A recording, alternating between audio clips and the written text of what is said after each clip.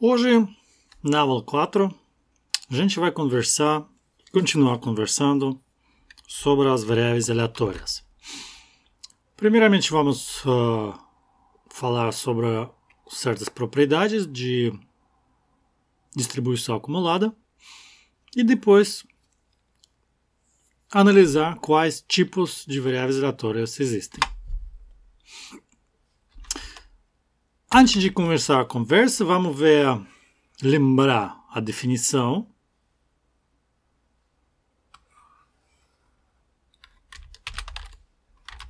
Das variáveis aleatórias, que é uma variável aleatória, é um mapeamento do nosso espaço amostral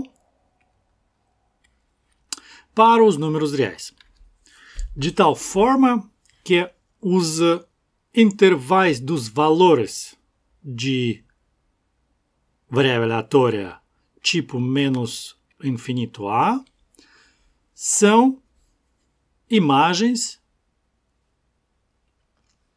de elementos da sigma-álgebra. Quer dizer, eles são mensuráveis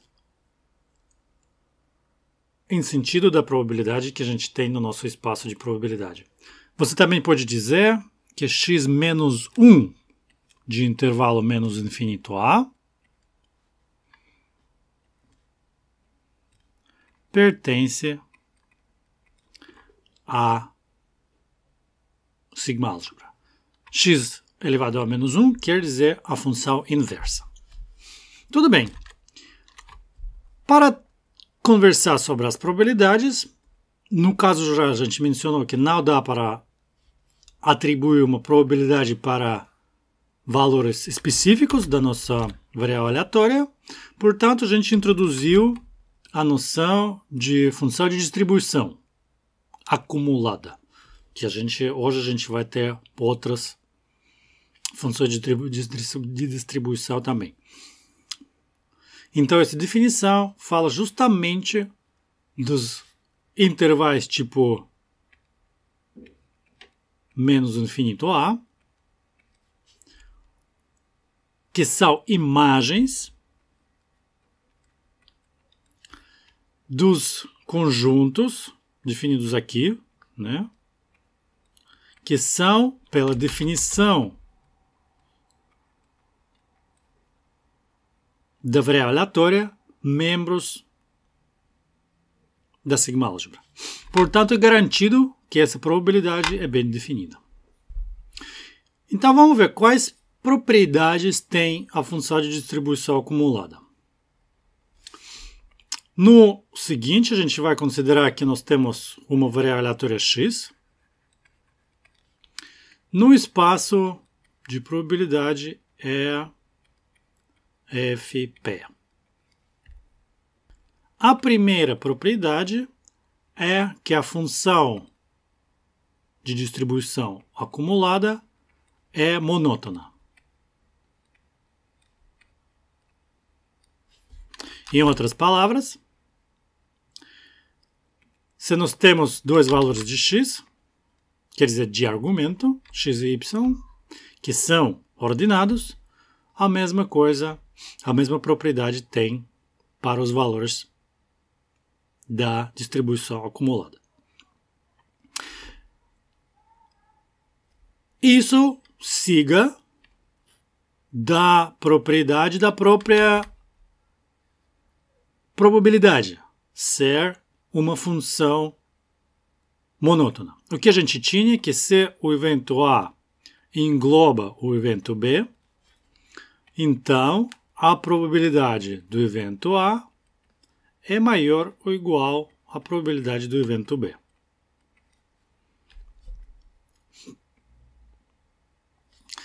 De outro lado, se nós temos essa relação entre x e y, o intervalo menos infinito y engloba o intervalo menos infinito x. Então, o intervalo menos infinito y é maior, entre aspas, do que o intervalo menos infinito x, mas esses intervalos ainda não são elementos da sigma-álgebra. Então, a gente não pode ainda aplicar essa propriedade da probabilidade. O que a gente precisa fazer? A gente precisa considerar os conjuntos, vamos chamar eles de A, Y,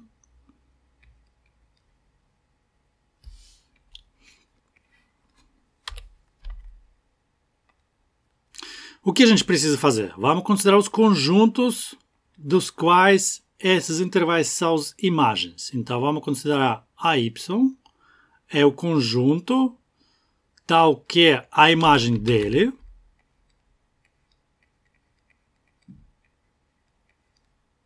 é justamente o intervalo menos y menos infinito y.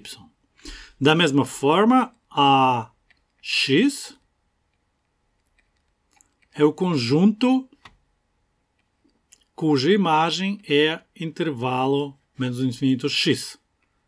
A, x e y são agora sim elementos da sigma-álgebra. Então, o que a gente pode afirmar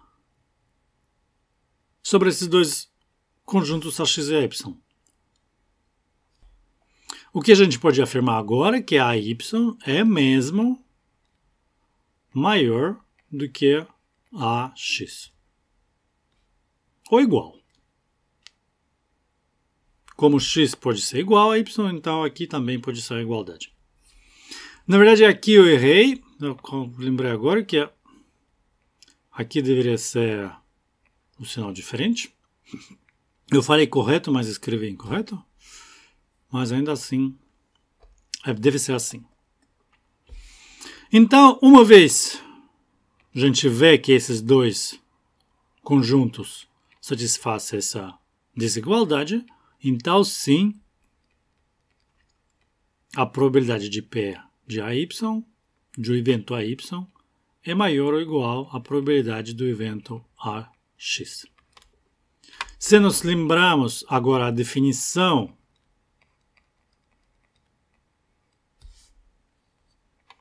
isso vai ser justamente o conjunto de pontos do espaço amostral tais que o valor da nossa variável aleatória nesses pontos pertence ao intervalo menos infinito y. Isso, pela nossa definição, a probabilidade de x menor ou igual a y. Pela definição desse objeto aqui. Que é, em sua vez, o valor da distribuição acumulada no ponto y. Nós podemos concluir agora que isso aqui é exatamente o que a gente estava procurando. F de y é maior ou igual a f de x. A distribuição acumulada é a função monótona. A segunda propriedade é uma certa forma de continuidade.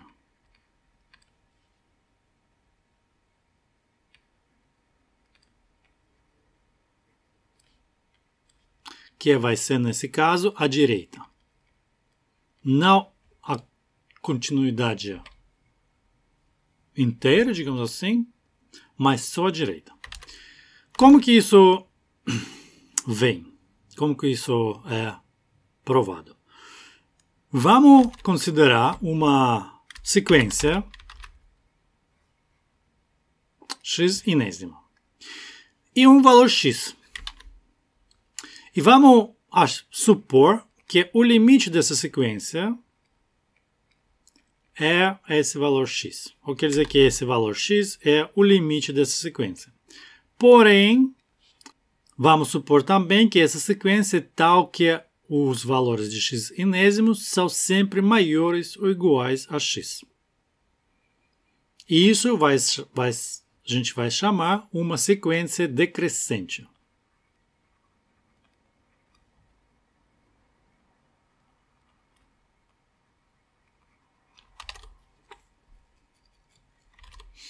x-inésimo decresce para x. Então, a afirmação vem, proposição, que nesse caso o limite de f de x-inésimo é igual a f de x. E além disso, f de x-inésimo é sempre maior ou igual do que f de x. Quer dizer, a sequência dos valores f de x-inésimo também é uma sequência decrescente. Isso vai dar para a gente a continuidade à direita. Quer dizer, isso é a continuidade à direita. Para provar isso, você precisa notar que a função de distribuição acumulada no ponto x-inésimo justamente corresponde aos intervalos que compõem também uma sequência decrescente. O que eu quero dizer? Que esse intervalo aqui é maior ou igual do que o intervalo xn mais 1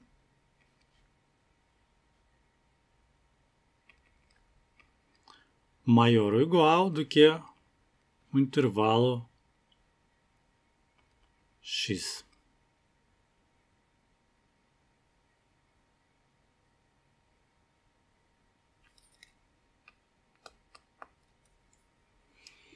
Portanto, a gente lembra da prova da continuidade da própria probabilidade. Nós podemos afirmar que os valores da probabilidade dessas probabilidades aqui satisfazem as mesmas condições.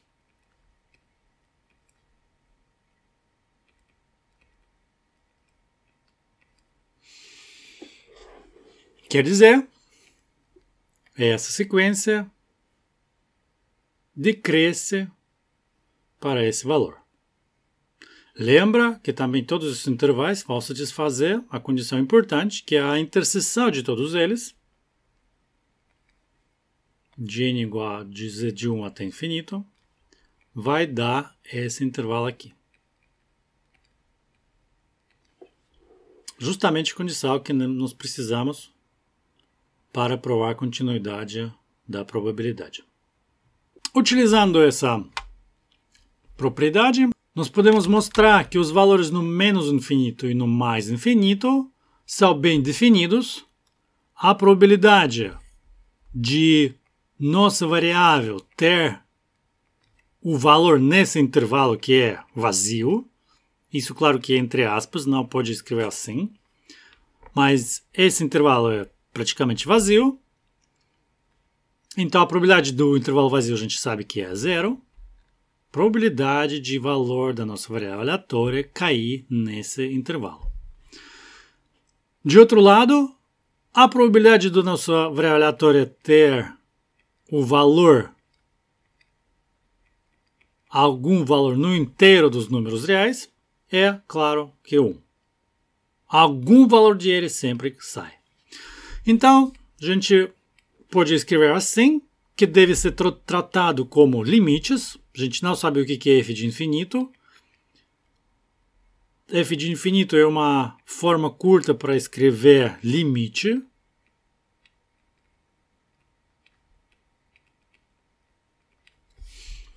Mas a gente pode falar que esse limite é igual a 1. No mesmo sentido, a gente tem que interpretar o que significa f de menos infinito. Finalmente, mais uma propriedade importante da distribuição acumulada é o comportamento dela no sentido de continuidade. Como ela é função monótona, não decrescente, nós podemos afirmar que qualquer distribuição acumulada tem no máximo um número inumerável de pontos de descontinuidade. Em outras palavras, para qualquer variável aleatória x, f, a função distribuição acumulada, pertence ao classe das funções C0 no conjunto R menos conjunto enumerável.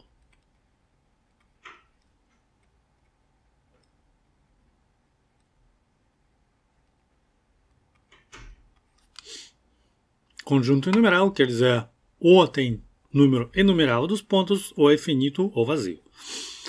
Então isso seria a simples consequência de fato que a função f é uma função monótona. Da mesma propriedade, siga que todas as descontinuidades são de tipo salto, né? Não pode ter a descontinuidade de outro tipo. Qual que é o valor desses saltos? A gente vai mostrar agora que o valor desses saltos é justamente o valor da probabilidade pontual da nossa variável. Quer dizer, no caso geral, podem existir alguns pontos, alguns valores reais, né? Um número real, tais que a probabilidade da nossa variável aleatória ter este valor não é zero. Lembrando para você que não sempre é assim, né?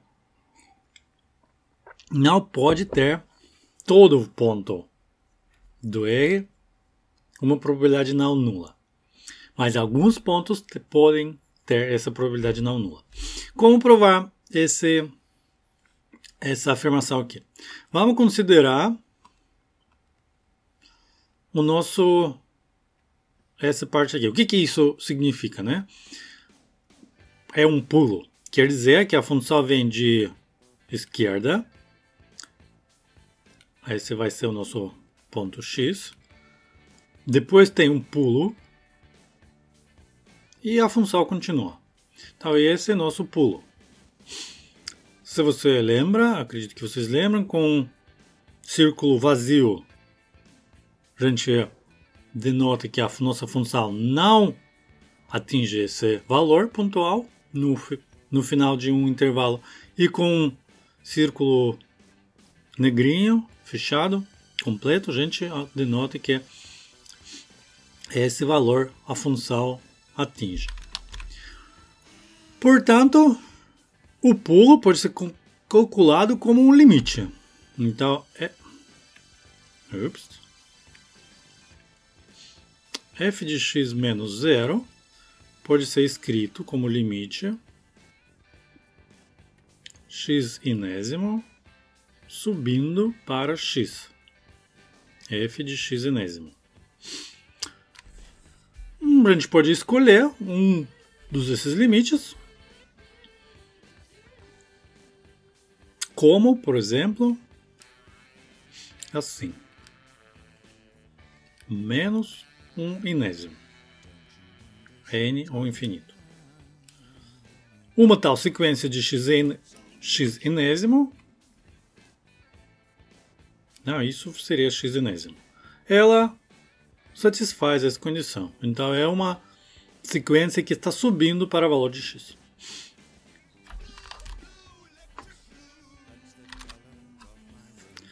Assim, o valor do pulo pode ser escrito como limite, como já acabamos de mostrar.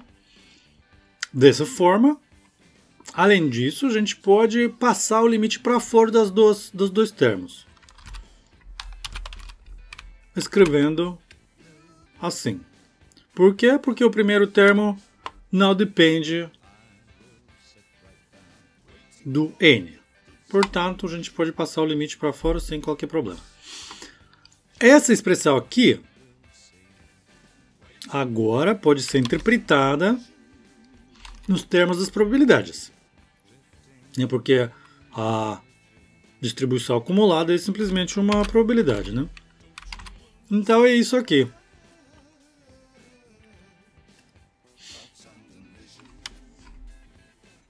Agora podemos notar que esse evento x maiúsculo menor ou igual do que x minúsculo é maior, contém o evento x maiúsculo menor ou igual x menos 1 sobre n. E, em outras palavras, esse evento aqui pode ser escrito como união desse e algum outro. Que nessa terminologia dos eventos é simplesmente você escreve assim.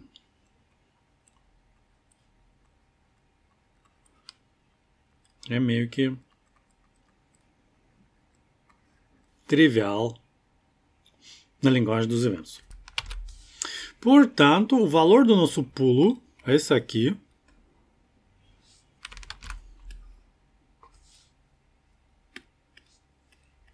Pode ser escrito como uma probabilidade só, não a diferença.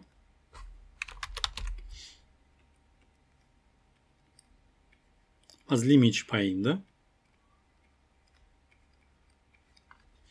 Desse evento aqui.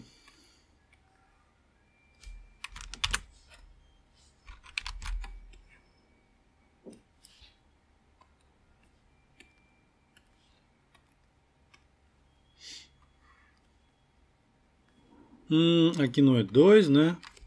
Um erro de digitação aqui é N.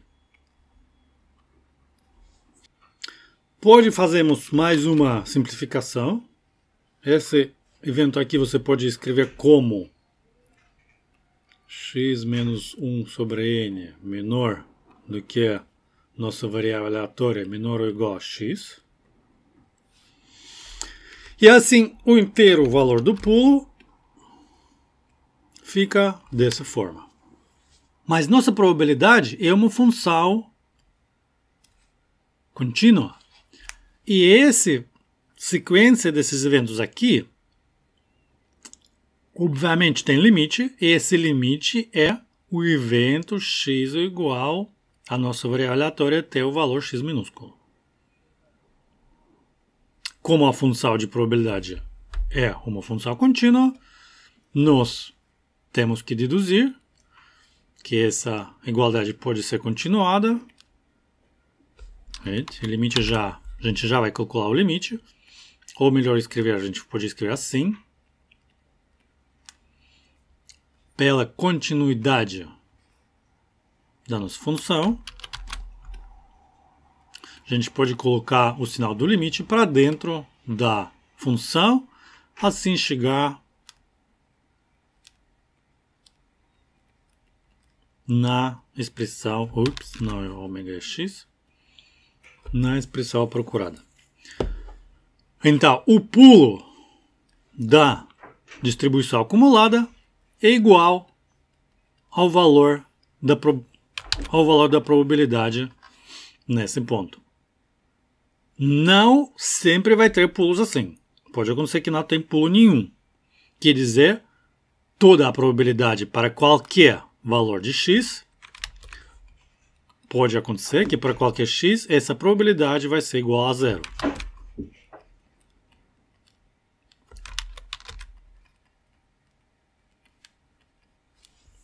Se a função de distribuição acumulada é contínua. C0 no R inteiro. Um exemplo de possível comportamento de uma função assim, de uma função de distribuição acumulada, é dado nesse gráfico. Aqui tem 3 pulos e 3 pedaços de continuidade. Chamo a sua atenção que esse limite aqui, a assíntota da nossa função no infinito, tem que chegar a 1, né? tudo ficou. Então, esse valor é 1.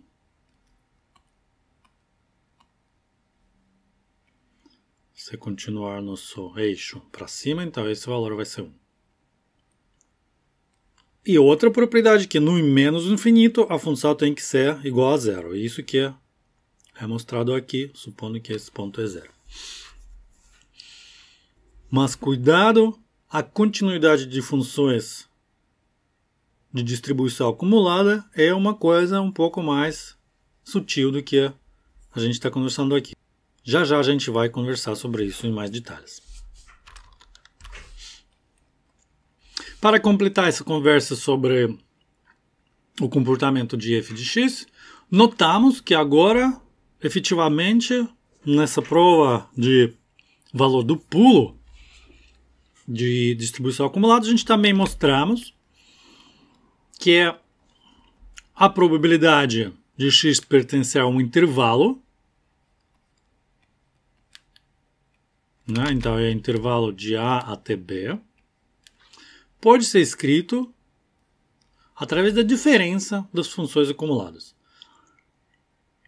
Isso é bem parecido com a fórmula de Newton-Leibniz da integração, né?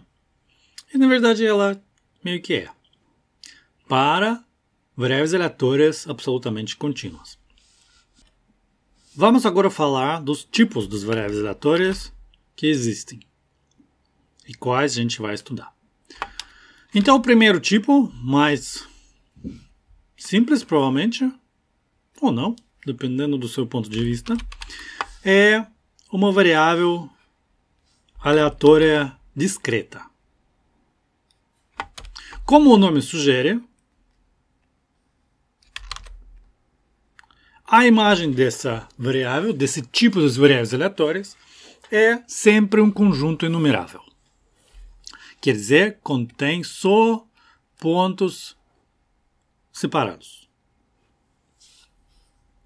Para qualquer elemento do espaço amostral, o valor da variável aleatória nesse elemento tem que pertencer a esse conjunto enumerável.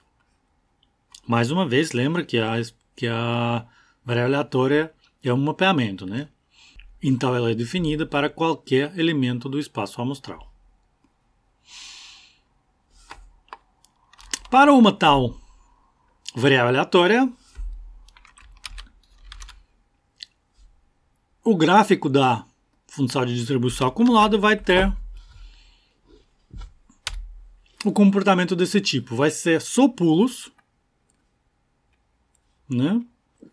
Nesse caso 3, e no resto do eixo dos números reais, ela vai ser contínua. Ela não pode mudar de nenhuma forma contínua, só discretamente pulando nos valores daquele conjunto enumerável.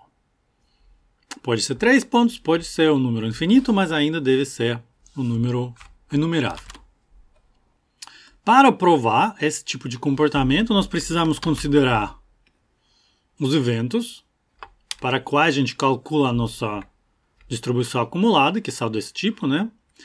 No caso de variável aleatória discreta, esse conjunto pode ser escrito em termos dos elementos da nossa imagem da variável aleatória x, que são discretas, e aí pode ser escrita como união de tais conjuntos. Esses conjuntos são disjuntos.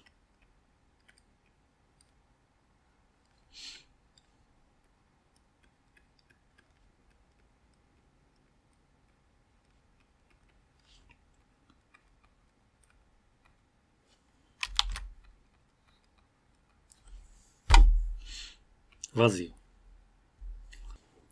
Esses conjuntos são disjuntos porque a nossa variável aleatória x é um mapeamento que para cada elemento do espaço amostral dá um único valor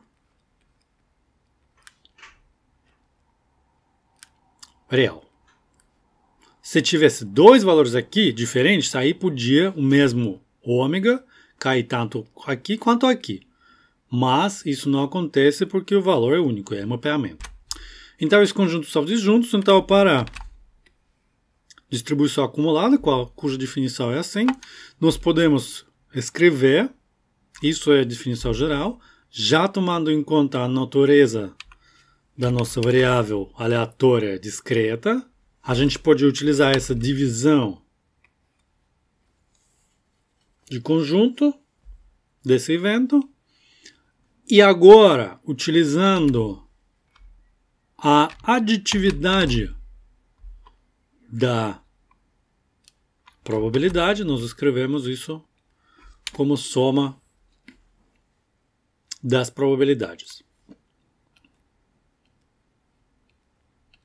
Então, essa igualdade é por x sendo discreta e essa p sendo aditiva.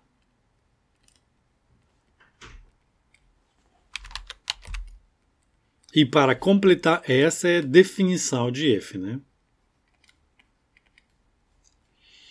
E isso, quero chamar a sua atenção, que em qualquer demonstração matemática, todo passo tem a justificativa. Não pode ter um passo aleatório. Cada passo tem que justificar. Por isso que eu estou chamando, quando estou dando as tarefas de casa, eu estou chamando a sua atenção de encontrar os errinhos. Alguns que eu deixo nas minhas apresentações. Porque alguns passos não são justificados de maneira adequada. Algumas coisas estão faltando. Para esse objeto aqui, a gente vai dar um nome especial, porque a gente vai utilizar ele bastante. Isso vai ser chamado de função de probabilidade de uma variável aleatória discreta, x, e vai ser denominado como p minúsculo, mais necessariamente com o índice x. Isso é a definição desse objeto, definição. Assim, lembrando a nossa fórmula anterior, dessa aqui, então a gente conclui que a função de distribuição acumulada, f maiúsculo, é escrita como soma dos valores da função de probabilidade nos pontos que satisfazem essa desigualdade. O segundo tipo de variáveis aleatórias, que a gente vai utilizar bastante, são as variáveis contínuas. Então, a variável contínua é aquela variável aleatória que tem essa representação para a sua função de distribuição acumulada. Deve existir uma função f de x positiva, não nula, não negativa, tal que a distribuição acumulada pode ser escrita como integral. Chama a sua atenção que essa definição é bastante forte, né? Porque essa função tem que ser integrável, não todas as funções têm integrais.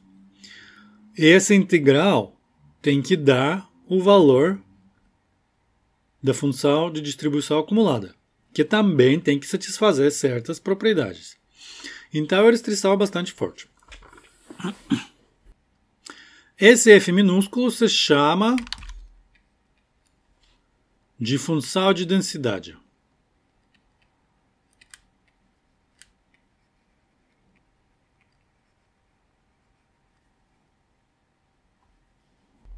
De variável x.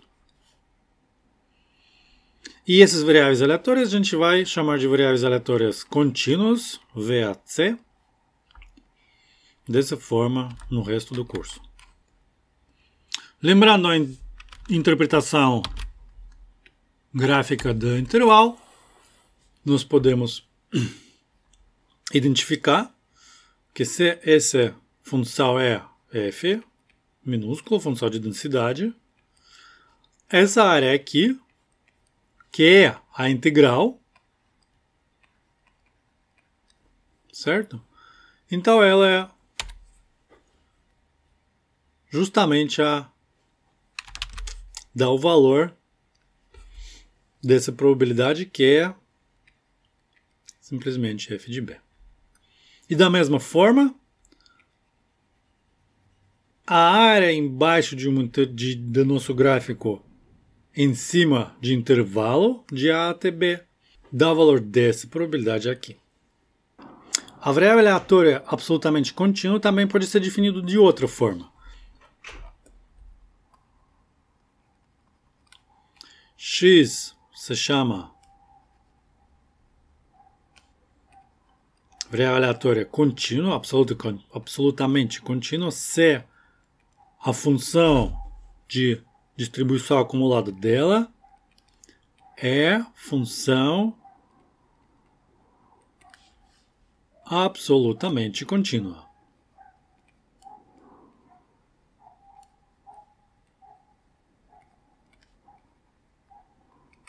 E isso não é a mesma coisa do que ser simplesmente contínua.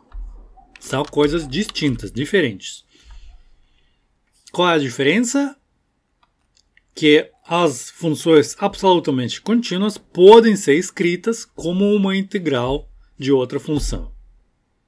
Em outras palavras, não toda função contínua tem representação em forma de integral, de uma integral.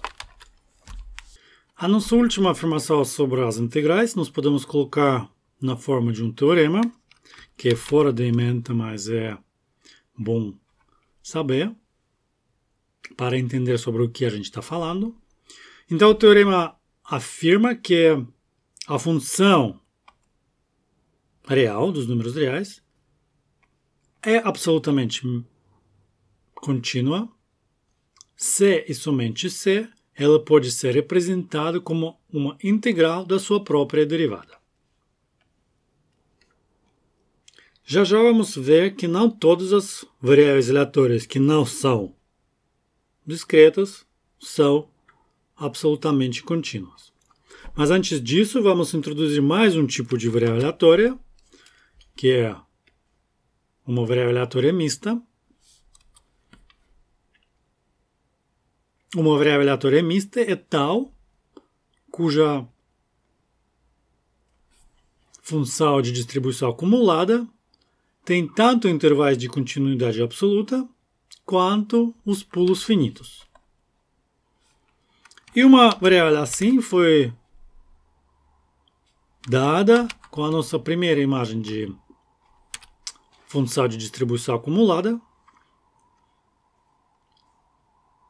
que tem esses intervalos de continuidade. Aqui a função até constante, mas ainda contínua. E aqui também. E também, claro, que tem uns 3 pulos. Portanto, a variável aleatória que tem essa distribuição acumulada é uma variável aleatória mista.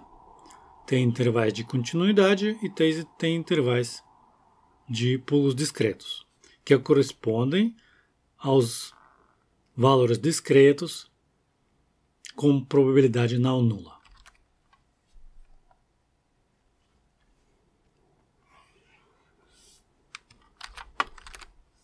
Finalmente,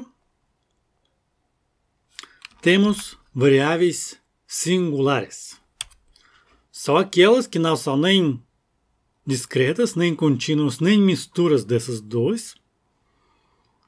Em outras palavras, são variáveis aleatórias tais que as distribuições acumuladas delas são funções contínuas, mas não são funções absolutamente contínuas. E sim, tais funções existem. O exemplo mais famoso e mais conhecido, que é bem descrito nos vários livros e inclusive na Wikipédia, claro, a nossa fonte de informação aleatória, é a função de Cantor.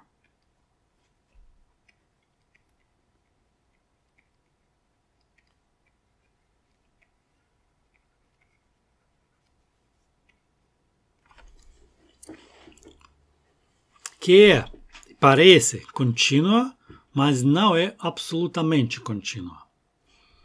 Ela é relacionada a um tal chamado conjunto de Cantor, mas a construção e a análise desse conjunto fica fora da ementa do nosso curso. Se tiver curiosidade, procure em outras fontes.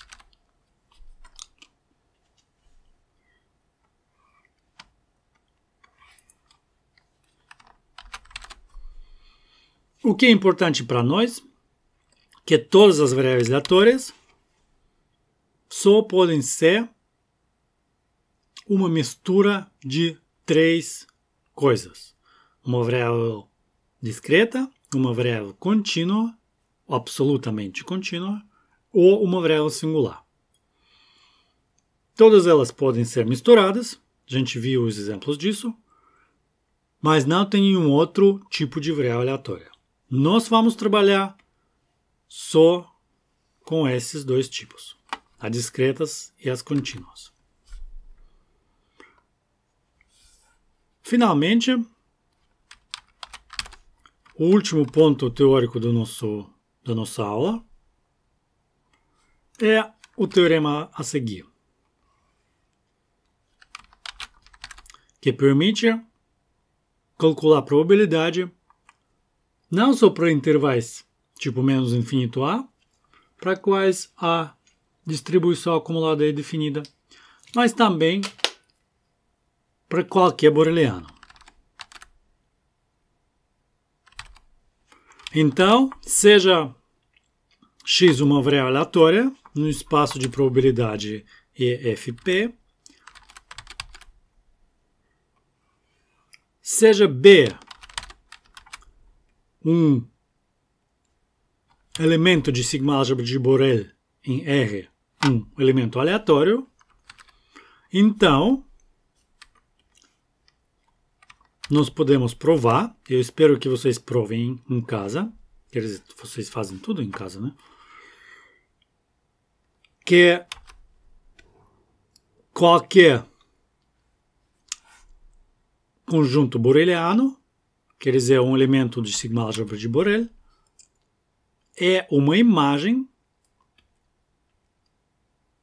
de um elemento de sigma-álgebra de nosso espaço de probabilidade. Isso implica que para todo boreliano nós podemos atribuir o valor da probabilidade.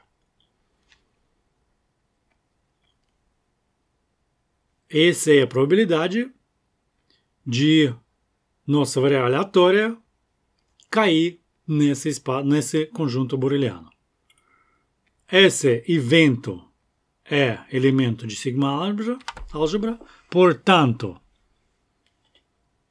pela definição do nosso espaço de probabilidade, a probabilidade é definida, então existe a probabilidade de qualquer boreliano, qualquer elemento da sigma-álgebra de Borel.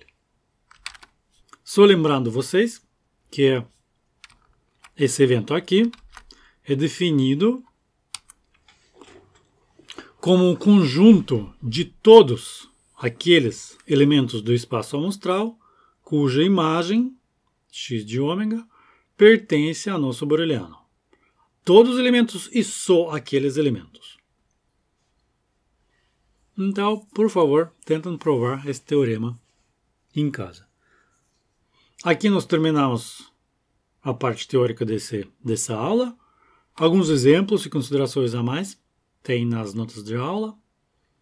Bons estudos e nos vemos próxima vez.